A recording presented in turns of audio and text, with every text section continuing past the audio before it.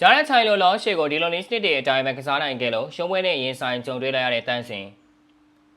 ပရိသတ်အောင်လည်းလာပါခင်ဗျာအင်္ဂလိပ်စပေါ်ကနေအားလုံးကိုပြန်လည်ကြိုလဲပါရင်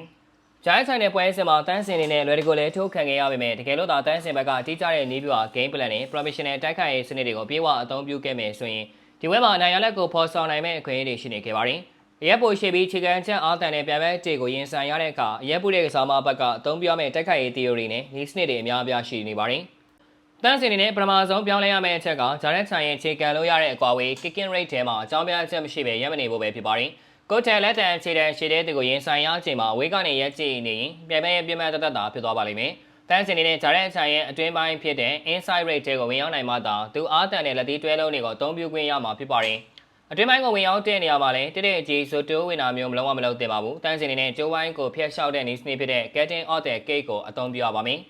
ပြန်မဲ့နောက်ဆုံးမဲ့လမ်းကြောင်းကိုကြိုတင်ပေးဆိုပြီးခြေလမ်းချင်းကြီးနေနဲ့မဟုတ်ပဲခြေလမ်းစိတ်စိတ်နဲ့တဖြည်းဖြည်းဖိအားပေးချင်းခဲ့ရမှာဖြစ်ပါတယ်ဒီလိုချင်းခဲ့တဲ့အချိန်မှာလည်းတစ်ဖက်ကမျက်ခုံးသားတီမြင့်တင်ထားပြီးတရောင်စစ်တွေကိုနိုင်ရိုးမှာကတ်ထားတဲ့တင်းကျပ်တဲ့ခန်းစစ်ပုံစံကိုမဖြစ်မနေတီးဆောက်ထားရပါမယ်ဒါမှသာဂျာရက်ချိုင်ရဲ့ရုပ်တရက်မြင့်ကန်ချက်တွေကိုလုံးလုံးကျုံကျုံကာကွယ်နိုင်မှာဖြစ်ပါတယ်ဂျာရက်ချိုင်ဒီကလည်းဟာခြေကန်ချက်ဖြစ်တဲ့အတွက်အတန်းစင်နေတဲ့အဲ့ဒီခြေကန်ချက်တွေကိုအသက်မဲ့သွားအောင်အရင်ဆုံးလုံးဆောင်ရပါမယ်ဂျာရက်ချိုင်ကခြေအောက်ပိုင်းဒါမှမဟုတ်ခနာကိုယ်လေပိုင်းကိုကန်လာတဲ့အချိန်တိုင်းတန်းစင်နေတဲ့ဒူးကိုမြောက်ပြီးပိတ်ဆို့တာမျိုးကိုလုံးဆောင်တင်ပါတယ်တကယ်လို့ခြေကန်ချက်ကလက်ကကမ်းပေါ်ကိုကျလာခဲ့ရင်လည်းတန်းစင်နေတဲ့အဲ့ဒီကန်ချက်ရဲ့အရှင်ကိုလက်ခံပေးတာနဲ့တစ်စက္ကန့်တော့မဆိုင်ပဲချက်ချင်းတံပြန်တိုက်ခိုက်ရပါမယ်ဂျာရက်ချိုင်ခြေကန်ပြီးဟန်ချက်ပြနေတဲ့အချိန်ဒါမှမဟုတ်ခြေထောက်ကျမ်းပြင်ကိုပြန်ချမဲ့အချိန်ဟာတန်းစင်အတွက်အကောင်းဆုံးတိုက်ခိုက်ရမယ့်အချိန်ဖြစ်ပါတယ်ခြေကန်ချက်လာတာနဲ့တပြိုင်နက်တည်းရှေ့ကိုတစ်ချလန်တိုးပြီးဖျောက်လက်သေးပြင်သွင်းတာဒါမှမဟုတ်ဂျာရက်ချိုင်ရဲ့ထောက်ချင် standing left ကိုအားပါပါပြန်လည်ကန်ထည့်တာမျိုးတွေကိုမနာရန်ပြုလုပ်ပြီးဂျာရက်ချိုင်ကိုချိန်မကန်ရင်အောင်ဖိအားပေးရမှာဖြစ်ပါတယ်တန်းစင်ကြီးမားဆုံးအားနည်းချက်ဖြစ်တဲ့ခေါင်းကိုအလဲပေါ်မြင်းပေါ်မှာငြိမ်ငြိမ်ထားတဲ့အကျင့်ကိုလုံးဝဆွလို့ရပါမယ်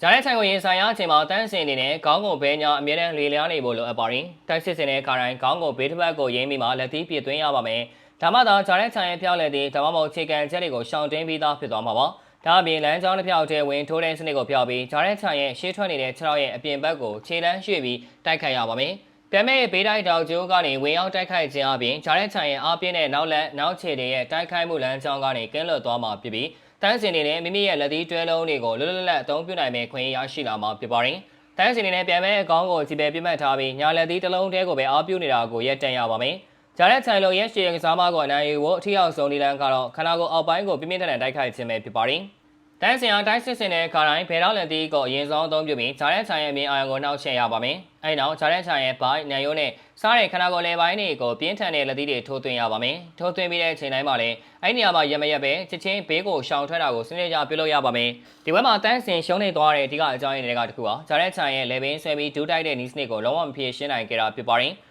ချိန်ပိုင်းဆိုင်ရာတည်ငြိမ်မှုနဲ့တိုက်ခိုက်ရေးဉာဏ်ရည်ကိုအမြင့်ဆုံးမှာထားရှိဖို့လိုအပ်ပေမဲ့တန်းစင်စီမှာဒါမျိုးမတွေ့ကြရပါဘူး။ဒါကြောင့်ဂျာရက်ချိုင်ကိုတန်းစင်တယောက်အခုလိုမရှိမလားရှုံးနေသွားခဲ့ရတာဖြစ်ကြောင်းပါ။အားလုံးကိုကျေးဇူးတင်ပါတယ်။